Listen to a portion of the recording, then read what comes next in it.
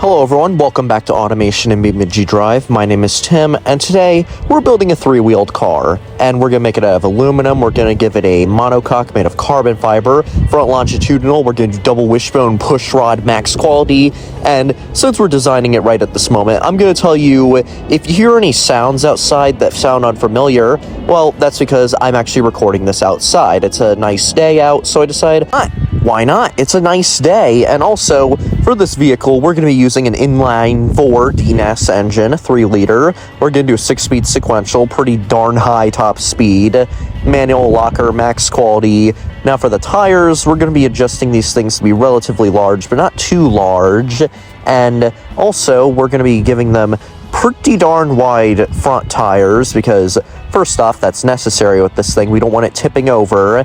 The wheels are going to be carbon fiber, maximum pistons in the front, and in the rear, we're going to do 3 pistons in the rear, along with carbon ceramic for both. And under tray, we're just going to do a race diffuser, because why not? Max quality, everything. Remove as much crap as possible. We need no entertainment. After all, this is the entertainment. This car is fun incarnate. Max quality on the things we don't even have.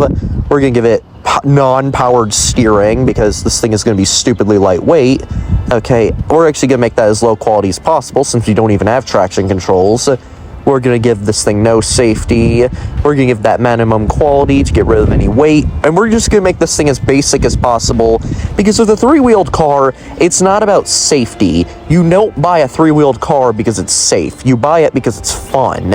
And well, this car is looking quite good right now. It is having a couple of problems, but I'll fix that later on. And now, right here, we're just in the build mode. Right here, I'm covering up the rear wheel wells because we don't need those anymore. Those are completely useless, and they're dead to me. Also, for this side right here, we are going to be adding a side exit exhaust because I think that would be cool. It's based off of the Morgan 3-wheeler and Vanderhalls and stuff like that. Orange seats, awesome. We're obviously going to do that. And now, for the dashboard, I might just end up changing it later, but I'm just placing a dashboard in here just so that we can at least get some of an interior. Now, for the side exit exhaust, I need a vent for this thing to come out of in order to make it look somewhat natural. And we're going to use this pipe right here. We're going to make it chrome, and we're probably going to add some detail to it later on or something like that. Okay, I got rid of the dashboard, and right now we are just going to make a dashboard out of these blocks. Pretty nice. Center console out of these blocks right here, and I also painted them black instead of gold because I think they actually kind of look better. Just black. They're a lot more simple, and also gold is often like a show-off-y color. We have cup holders, and we have a gear shifter right here. Those are actually quite nice little touches to this thing, and yeah, we're just mainly adding some extra stuff to the interior, all your normal stuff. And I also forgot to mention the steering column. Yeah, I have plans on giving this thing an actually functional steering wheel. You're going to see, and I think you guys are probably going to be pretty happy with a functional steering wheel. Not an functional steering wheel, a functional steering wheel. Also, I just added a trunk right there using these, like, rumble seats or whatever they're called.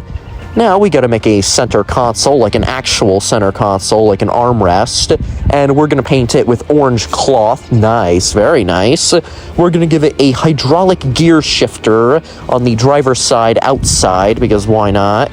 And with this thing, we are going to just adjust all these little things just so that we can get this thing's fitment really good. I want the interiors to have good panel gaps, not like crazy panel gaps, and here is the steering wheel right here. I think it's a pretty cool little steering wheel right here, and we're not going modern, we're going like old school. There's gonna be no screens in this thing. Also, these are the rear vents that are going to house the rear lights on this thing. Basically, I'm just going to put, like, 3 vertical lines that represent the rear lights. Also, for the grille, it's mainly just a big ol' square, big ol' rounded off rectangle with lights inside of it. That's basically what I'm going to be doing, and we're going to make every chrome in here black, except for in the interior. That gets some regular chrome. Now, these headlights right here are pretty cool. We're going to modify them to make them even cooler. Nice, very nice. We're going to make the bottom lights, I don't know, like our brights or something like that. and wow, that is bright. We're gonna make our top lights a turn signal, because why not? Or we might change them up, I don't know. We're going to add a side vent for absolutely no reason. And here are the vertical line lights I was talking about earlier. We're going to have a rear light, which is reversing. We're going to have a turn signal, and we're also going to have a brake light. And with the inclusion of those brake lights into the vehicle, we're also going to be adding these little rings around the exhaust. So basically, if you accidentally touch it, you're not going to get immediate third-degree burns. No. And, well, we have a license plate back here along with a tow hitch. Here's an old-style speedometer. Here is some mirrors right here in order to make it actually street legal, because, to my knowledge, cars in the United States need mirrors in order to actually, you know, be roadworthy. We have some grab handles. We have some ambient lights similar to, like, what Kia is doing. And finally, our vehicle is done. I introduced to you the Trio Badesca. Let's go to BeamNG Drive! 3, 2, 1, let's go, let's go, let's go! Okay. Now, from the audio you're currently hearing right now, I'm gonna take a guess that you could probably realize that there are some audio problems. Well, that's because I decided to pick 3 racers instead of 2 racers, because anything above 2 racers completely destroys the sound for my game. And unfortunately, I checked the original master copy. No, it's also the same way. So yeah, I can't fix it. And I would have to re-record a race, but keep in mind, this car likes to do a little cheeky trick called stalling out whenever you brake too hard. Yeah, that's a little cute trick that this thing does that is totally not annoying and obnoxious. In fact, my really wide turn right here, yeah, that's in order to prevent that from happening. Because anywhere else, oh, that's just the car, you know, misbehaving. It's a 3-wheeled car. It's not exactly a daily driver. And overall, the car itself actually drives really well, especially around corners. It's quite nice.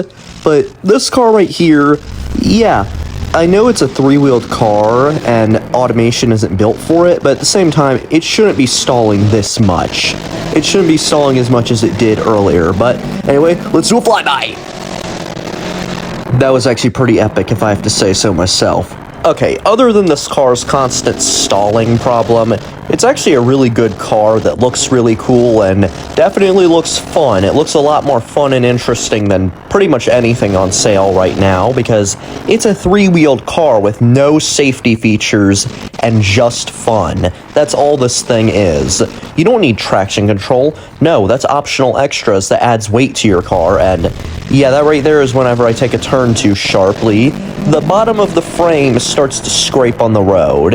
And also, yeah, luckily I did not have that stall out happen, because seriously, later on in this video, you're probably going to see this thing stall out or something like that. I'm not sure if I'm even going to include a clip like that, but okay, now that I think about it, I'll make sure to include one, because that is actually a really good idea.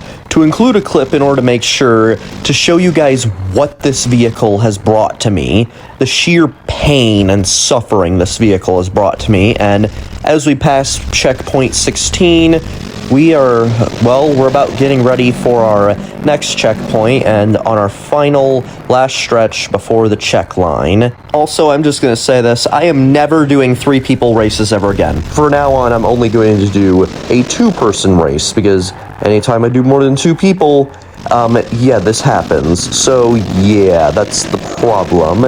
And we're actually doing really, really good right now, and we just crossed the finish line in under 3 minutes. Nice! We got 3rd place, 2 minutes and 51.03 seconds. Nice, very nice. And let's go to actually doing some driving, and here we are. And this right here is the true sound of what this vehicle sounds like. Yep, it sounds... it's not the best sounding vehicle I've ever made, but overall I'd consider it a pretty decent sounding vehicle considering what it is. It's a 3-wheeled car with a big old 4-cylinder engine. And also, let's check out the map real quick, because I kind of want to go somewhere. Okay, that path right there, I'm just looking around, just checking all the directions in order to actually make it to the hydroelectric dam, because that's one of my favorite parts of this map, and I kind of want to go there, but in a different direction. I don't want to go there using the old-fashioned route that I learned last video. No, I want to go there because I want to just learn a new route to get there.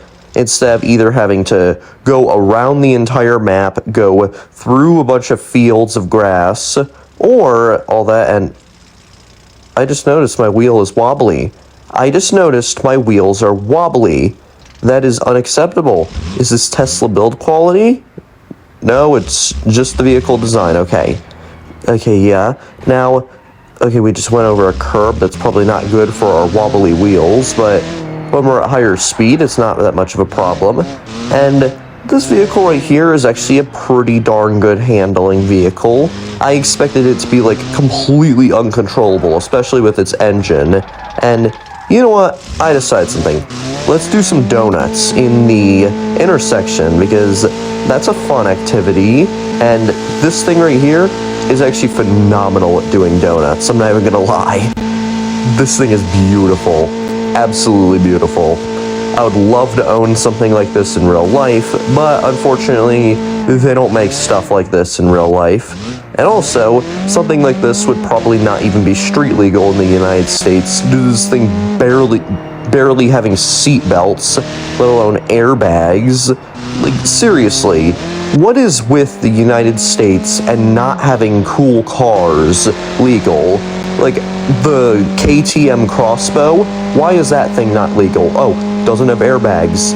Yet the Cybertruck is allowed to be legal. It's hypocritical if I say, and oh, that is not a good crash. That is not a good crash. Yeah, that, straight up totaled our vehicle, but I will admit, this is actually a really good looking vehicle.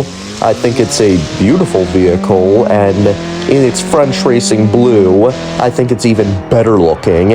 And the French Racing Blue also makes it slightly faster, because everyone knows when you paint a car a racing color, it automatically makes it faster. And also, this first person view is kind of horrifying, but it's also kind of cool at the same time, because, well, I usually don't drive like this, but it's also a phenomenal view up front, just giving you a perspective of what the badge sees, how the badge feels when driving this, and no, we're gonna crash, cool transition. Okay, now, we're in the desert right now because, well, why not? I thought this would actually be a pretty cool thing to do. Just go to the desert in our three-wheeled vehicle, and go on some paths, go on some roads and stuff like that.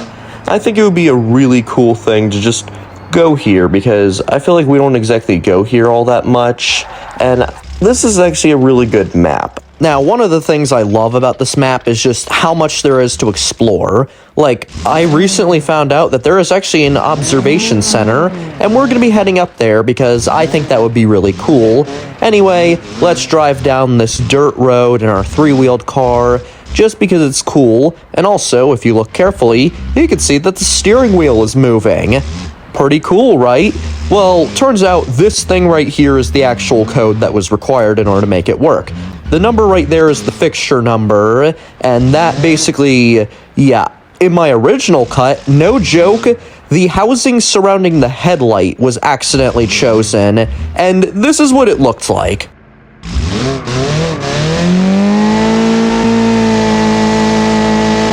Safe to say that's hilarious, but overall I did get the wrong number and had to remake it, and ooh, I wonder where this road goes. I'm fairly certain there is a bridge because I can't see the rest of the road from here, and okay, if we crash, we are heading straight to the center, the information center. We're heading straight there if we crash, and this thing's actually handling really well, and oh no, we're gonna die! We are finally at the information center right here, and I think this is actually going to be a pretty interesting experience because I really hope you can drive out on these decks, and you can. That is wonderful. That is truly wonderful, and I'm having a really good time, and I just want to take a moment to admire the view more than anything. I don't really need any commentary. I just look at how beautiful that view is. With our beautiful car and French Racing Blue, these beautiful canyons of Arizona. If only there was a ramp for me to drive out into that river and make a big ol' splash. But unfortunately, the world isn't perfect.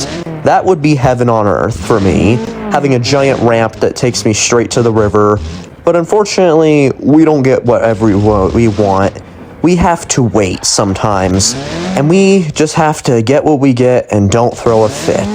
Well, that was a little sad. There's no ramp out there, or cannon for that matter.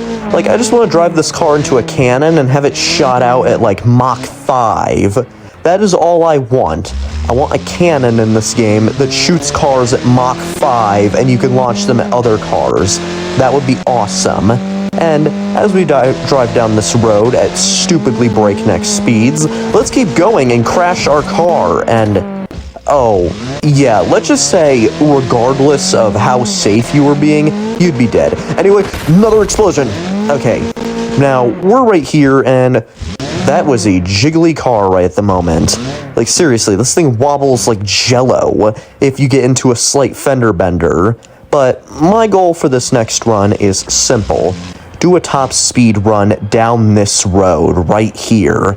That is what my goal is. Just go as fast as humanly possible, and we're just gonna see what we can do. And, okay, let's go. Foot to the floor, to the metal. Put the foot pedal to the metal. I am no ordinary driver.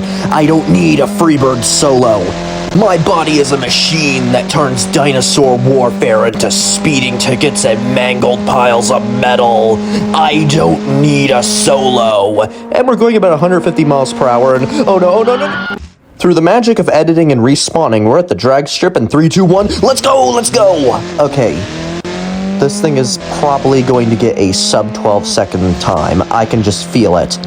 This thing is pretty darn fast, and let's see. 10.8 seconds. That is, I'm fairly certain, better than a base model Hellcat. That is insane. Utterly insane. But you know what? This is even more insane.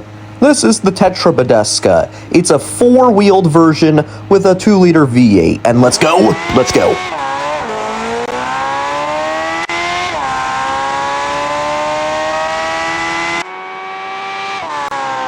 9.6 seconds. No way. This thing, I'm fairly certain, is on par with like a Bugatti or something like that, and almost 180. Oh my, 190. Oh, let's go flying.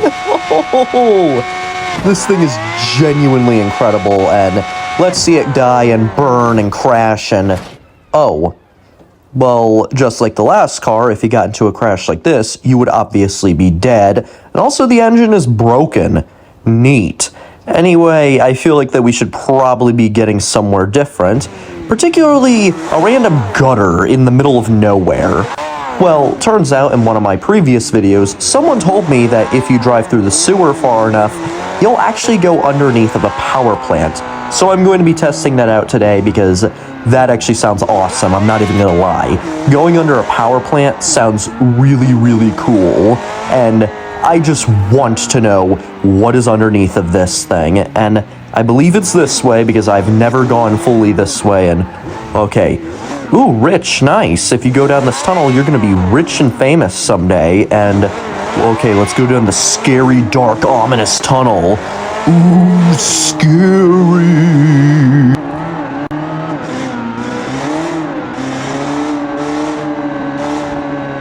Okay, I see some smaller tunnels, and this goes on for a really long time, and they weren't lying. They were telling the truth. This is awesome. Oh, this is so awesome. I gotta walk around and check that out for myself, because this is just awesome. It's like a sewage plant here. Like, it's just incredible here. Like, this is where the Teenage Mutant Ninja Turtles live. Maybe if we venture in further, we can find them. Because if that's the case, I think that would be truly wonderful if we can find the Teenage Mutant Ninja Turtles. And if we do, the next car is obviously going to be the Shell Shredder or whatever their vehicle is. That's going to be the next vehicle if we happen to find them. And if we don't, it'll be whatever I choose. Anyway, let's jump into this tunnel, spawn a new car, and let's go, let's go, let's go! Okay, that is actually a pretty cool effect right there, all the water behind us. Pretty neat, and wait a minute. Oh, okay, this is actually very hard to see, but... what? There's a station up here. There's a station up here to stop at! this is probably where the Teenage Mutant Ninja Turtles like to hang out, but yeah, let's just say neither of these vehicles I made are actually designed for crawling through sewers.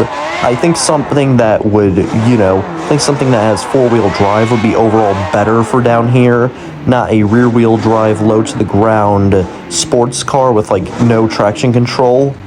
Oh my. We just found an even larger area. This is actually incredible, I'm not even gonna lie. This is just... wow. That is all I have to say. Wow. I did not even know this was a part of the game, and this is just awesome. Anyway, let's go through this little tunnel right here, because this looks like a pretty cool little place to go. I wonder if this is where Master Splinter sleeps. And, oh, of course we got stuck. Of course. And now that I think about it, we're probably scaring them off with all the loud V8 sounds we're making, which... oh, I found the exit. The Teenage Mutant Ninja Turtles aren't that well hidden, but at the same time, they probably ran away because of the loud V8. Like, if I were a turtle, I would be scared of this car's engine. Like, seriously, this thing is loud. And, well, since our mission ended in failure, it's time to crash into a wall, and let's go. Now, we're back at the hydroelectric dam right here in our three-wheeled Trio Badesca. We're gonna do one last donut, and, well, we're gonna go into the water because that's tradition. We can't break tradition, and breaking tradition means that we're forgetting our past. Anyway, that's all, and I'll see you next time. Bye!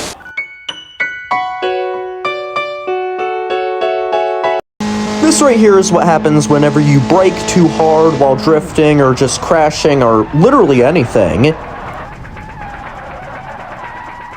That taking you here? Yeah, the engine's broken. Bye.